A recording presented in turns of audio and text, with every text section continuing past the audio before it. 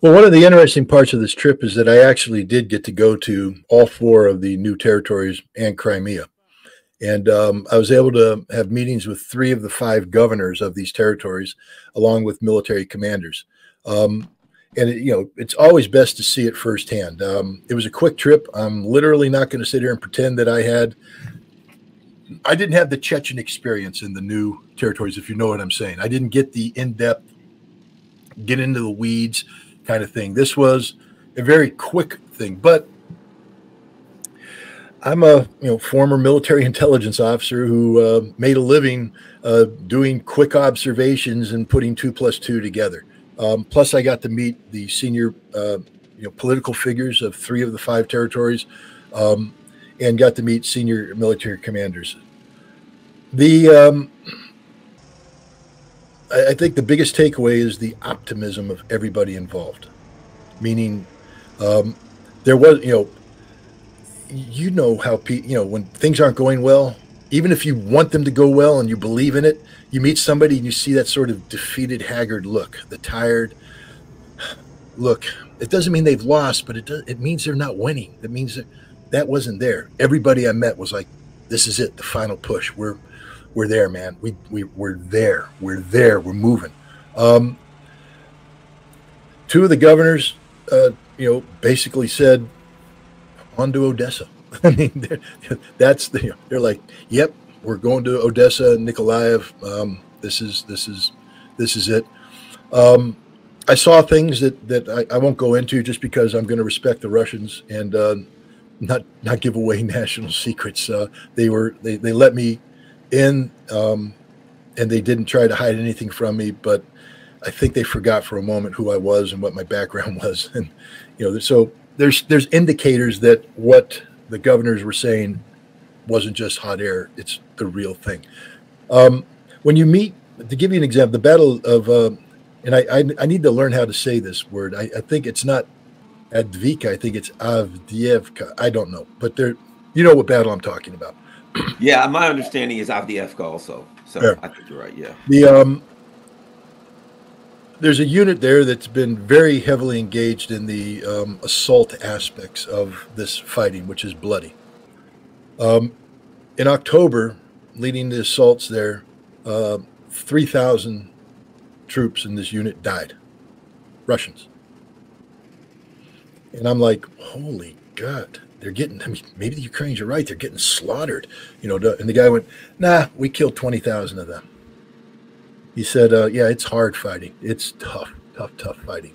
He told me a story about the commander of an assault unit that was clearing the first line of trenches when a mortar went off, blew off 3 of his fingers on his hand, blew his testicles off, boom, right off, and he's bleeding out.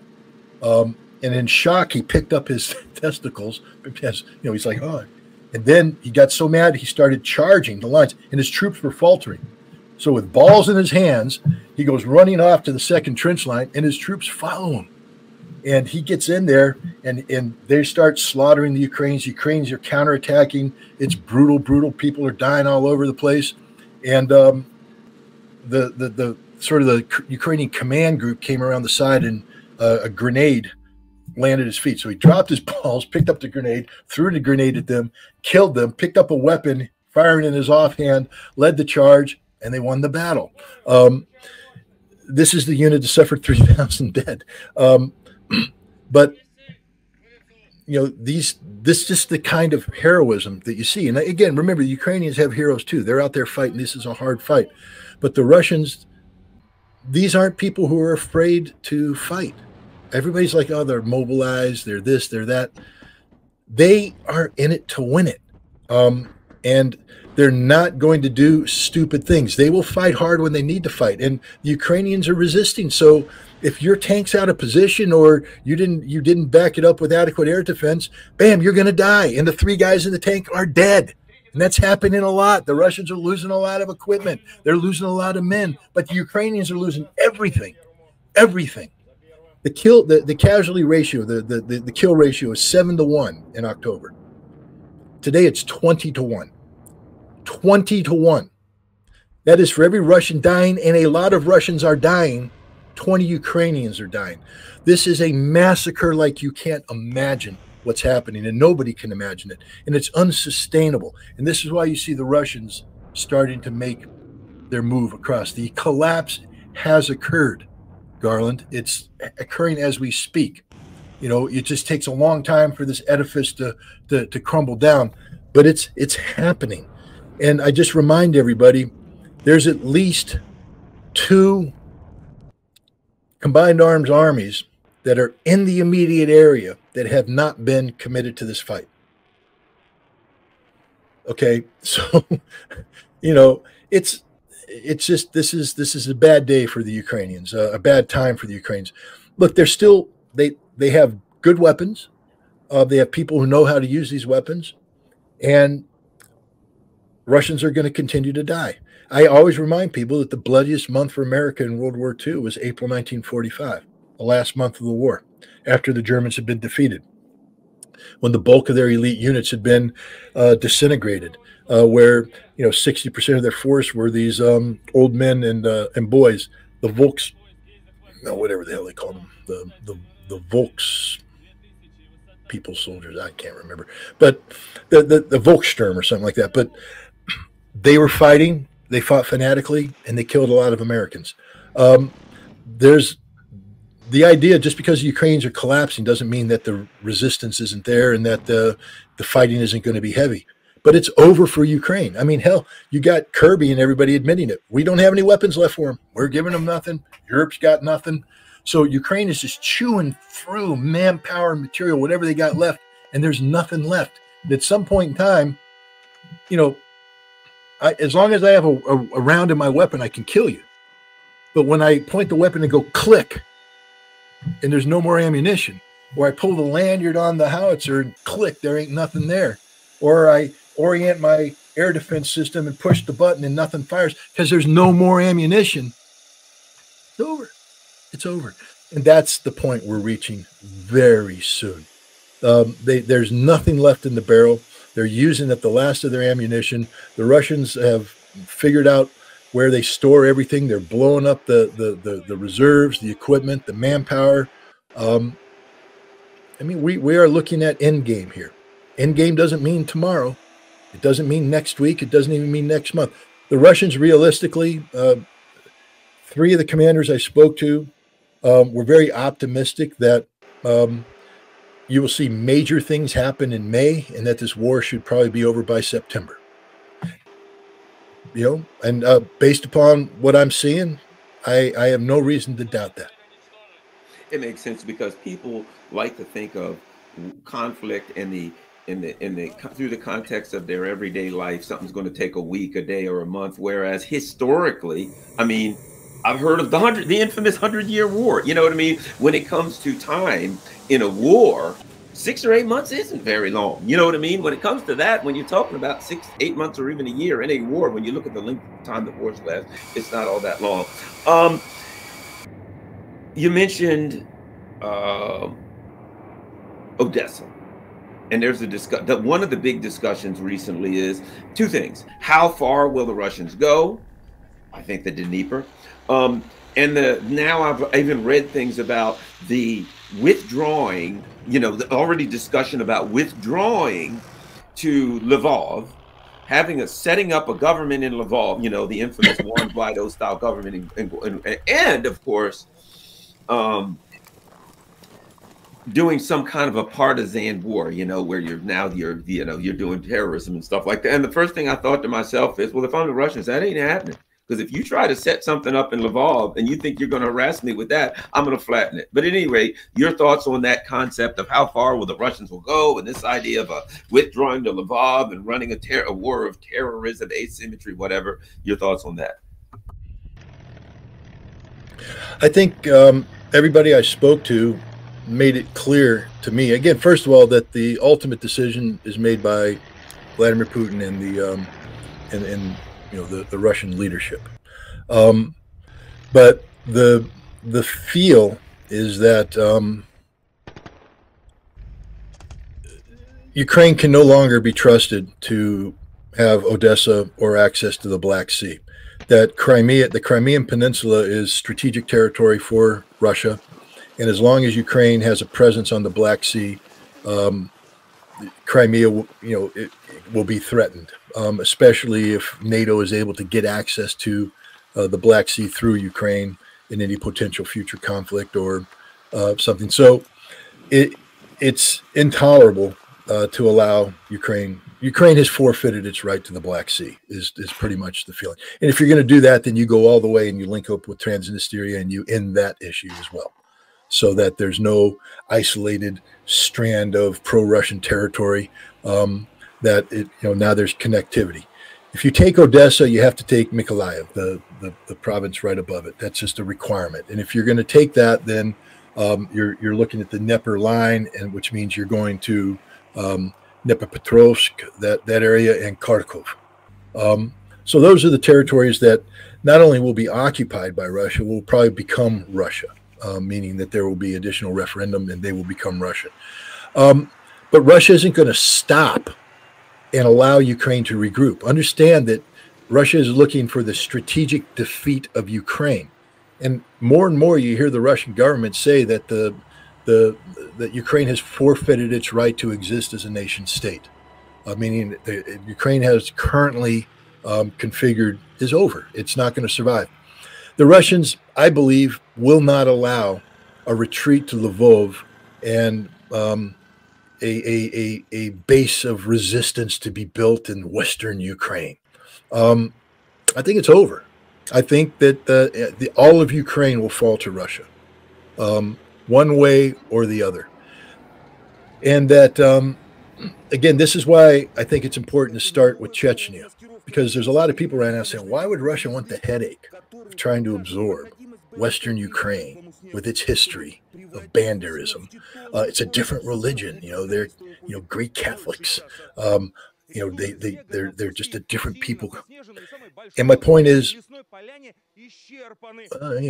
Chechens were sort of different religion, different language, a lot of animosity. And look at the miracle that took place. So I think the Chechen miracle is what's in store for Western Ukraine. Russia cannot allow seeds of Banderism to be planted anywhere in the territories near Russia. They can't allow Western Ukraine to exist as this entity that's full of hatred towards Russia. And so I think that there's a whole bunch of political reconstruction of Ukraine that's going to take place once the war ends, once the Ukrainian army has been destroyed. Denazification means just that, the end of Banderism as a ideology that has roots in Western Ukraine. Western Ukraine should be cleansed of that. And that's more and more, I'm convinced that that's the direction this is heading. Because otherwise, all Russia's doing is they're winning a short-term victory, and then they're just setting themselves up for long-term failure. Russia's strategic objective isn't the defeat of Ukraine. It's a new European security framework with the rest of Europe that seeks to have, peaceful coexistence. You can't have peaceful coexistence if this poisonous entity called Banderist Western Ukraine continues to exist. So I don't see Russia allowing Banderism to continue to have a foothold in Western Ukraine. I don't. And I do think that Russia has the skill set to pick the right people, to find the Western Ukrainian version of Akhmat Kadyrov and work with him and come up with a solution that gives the Western Ukrainians that national identity they crave. Just like the Chechens. The Chechens are a very proud people. It's a republic. And they're like, we are Chechens. There's nothing problem. I don't think there's a problem in creating a Western Ukrainian republic, the capital of which is Lvov, populated by people that say, we are Western Ukrainians. Yes, you are. And you're celebrated. We celebrate your existence. We celebrate your differences. We celebrate your religion. We aren't here to oppress you, but you're part of the Russian nation. You're part of the Russian Federation. And I think that that is a possible outcome here. And anybody who says, nah, it's impossible, man, too much hatred. Chechnya and Russia, dude, two wars, hundreds of thousands of dead, hate on both sides. And look at it today. You know, people who listen to my channel know I've been saying for a while, I believe that there will come a point where the Ukrainians will stop and look, and they'll say, we're not mad at the Russians. They'll look back at the U.S. empire. They'll look back at NATO and say, we've been had. You threw us in a cage with a bear and told us that you would arm us to defeat the bear, and we've been mercilessly mauled by the bear. We can't blame the bear. That's what bears do. You put us in a cage with a bear, they're going to maul you. It's just it's in the job description. When you take the job as a bear right there at the top, you got to maul people, right? So their time is going to come where they're going to turn on NATO, turn on the U.S. and say, I think we're getting close to it now, where they're going to say, we've been had.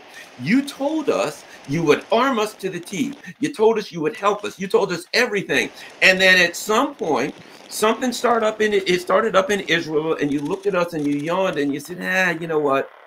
We'll be over here. You guys do the best you can do. We're out of everything. And I think the time comes when they turn. I agree with you. They will say, well, we got this giant country next to us that has wealth and power and is willing to give us food and give us a job and help us with certain things. You know what? I think we're going to move in this direction. I think that has to happen, Scott. In fact, I agree. I don't see any way that doesn't happen. When they realize their entire generation of young men and women, and some old, have been wiped out, and they realize what they died for, Scott. No, you're 100% correct. There's a gentleman, Alistair Crook. I think you might know him, former British intelligence officer with tremendous experience and tremendous insight. And I just was able to spend a couple of days with him and talk about these issues. And he shares this opinion. And again, when somebody of his caliber of analysis and such says exactly this, that the tipping point has already been reached inside Ukraine, where people are recognizing that they've been led down the wrong path, and you're seeing pushback inside Ukraine, and I think that will help foster an end game that can lead to reconciliation between Ukrainians and Russians. The Russians. Let's look at this IL-76 was shot down. Supposedly carrying 65 Ukrainian prisoners. I have no reason to doubt that. Mm-hmm. I'm looking forward to Russia providing the evidence of their presence on that airplane, so all the crap that's being spewed online can be put to an end. But it's sort of hard to provide evidence when you have an accident of that magnitude with a fireball of the intensity that was. There ain't so much physical evidence left. A lot of people don't realize what happens to a body in a crash like that. It ain't pretty. And then you subject it to consumption by fire. And it's tough to find DNA evidence. But, look at the comments there. I can't find a Russian comment that says good. Every Russian comment is, God bless their souls. God bless the people on there. God bless the families of the Ukrainians who are waiting for them. May they rest in peace. Just this genuine outpouring of sympathy and sadness over the death of not just the Russian pilots and Russian crew, the Russian escorts, but the Ukrainians. These are human beings. Then you go to the other side, the hatred. Good, Russians died. Good, yeah. Man, that's got to come to an end. At some point in time, hatred can't be your defining characteristic. And I think more and more Ukrainians are starting to wake up and say, that's not who we are. This isn't what we signed up for. And if Russia, Russia can fully, darling, I was in Moscow. My host took me to a Ukrainian restaurant in downtown Moscow, where the hosts and hostesses, the waiters, the wait staff, They wear Ukrainian national costume. They serve a menu that's printed in Ukrainian and Russian. It's a Ukrainian, and it was full of people who were there eating food and having. They're shutting down a restaurant in Washington, D.C., a Russian restaurant. You and I went there. You know the one I'm talking about. Yep. It's closing. It's closed its door on 29 January. This is a place that didn't have the courage not to rename the Moscow Mule drink into Kiev Kick or whatever the hell they called it. They changed their menu out of pressure by the hate of these anti-Russian Ukrainians in Washington, D.C. In Moscow, in a land where, tens of thousands of Russian soldiers have lost their lives, this restaurant thrives and it retains its Ukrainian identity. The Russians aren't anti-Ukrainian. The Russians embrace Ukraine. Half of Russia is Ukraine, with a Ukrainian uncle or father or something. So the idea that Russia can't deal with a post-conflict Ukraine in a way that's respectful, that provides for dignity and provides for autonomy is just absurd in the extreme. It's the Ukrainians, nationalists, who have rejected the Russians. It's not the Russians who have rejected the Ukrainians.